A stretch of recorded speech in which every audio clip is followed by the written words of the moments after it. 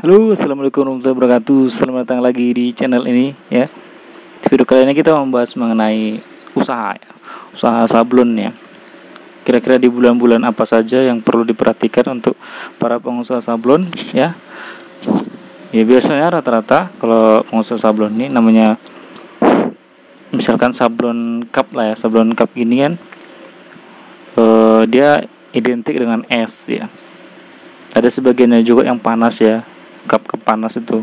Tapi sekitar 90% itu rata-rata yang order itu adalah mereka-mereka yang berjualan es ya.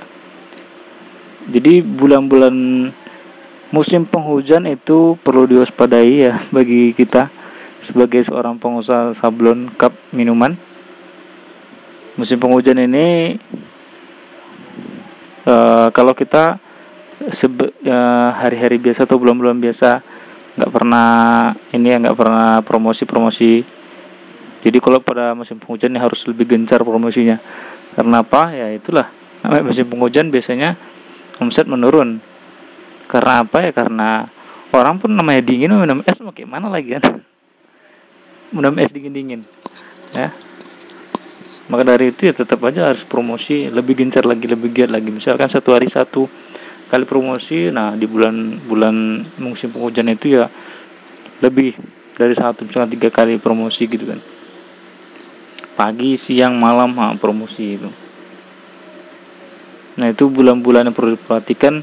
Dan juga biasanya bulan puasa, nah itu ada sebagian kalau konsumen kita itu kafe gitu, iya ya, kafe ataupun yang sudah berkelas gitu, yang tinggi gitu ya, biasanya mereka malah lebih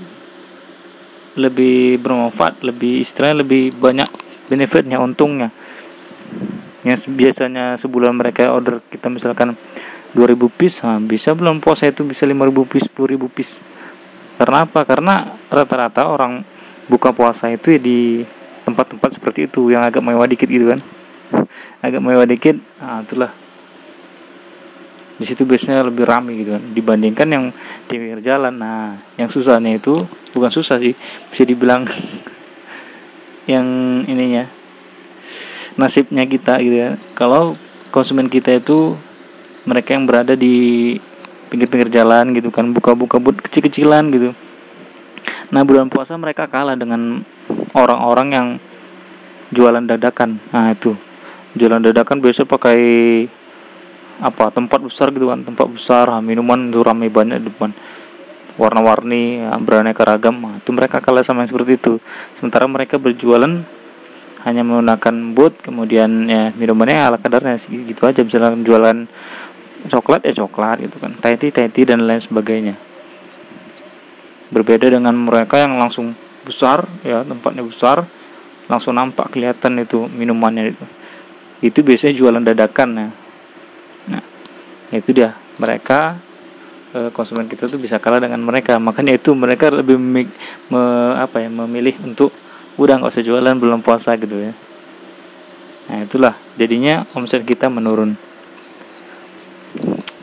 Jadi itu bulan-bulan yang perlu diperhatikan ya, bulan puasa sama bulan ini ya, bulan musim-musim penghujan. Biasanya yang berberin lah, September, November, Desember. Nah itu biasanya rata-rata bulan-bulan musim hujan.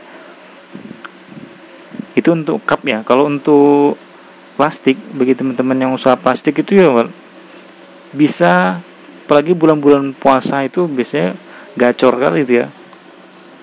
Ya, biasanya banyak orang yang pesan. Untuk apa ya? Untuk lebaran gitu kan, tak beli baju. Kan konsumen kita tentu kalau kita hanya belum plastik, konsumen kita ya orang-orang retail yang jual-jualan baju gitu kan, grosir-grosiran baju di pasar-pasar, di mall-mall dan lain sebagainya. Wah itu emang gacor kali kok gitu ya, pasti banyak mereka order, tidak seperti bulan-bulan biasa gitu. Biasanya kalau bulan-bulan puasa itu. Maka dari itu ya sebaiknya kita pengusaha sablon itu ya beraneka ragam yang di sablon yang dijual gitu kan. Jangan cuma satu ragam, misalkan cup aja gitu kan. Kalau bisa cup juga, plastik juga, macam-macam lah gitu kan. Tujuannya untuk apa ya? Untuk supaya omset kita itu semakin lama semakin meningkat.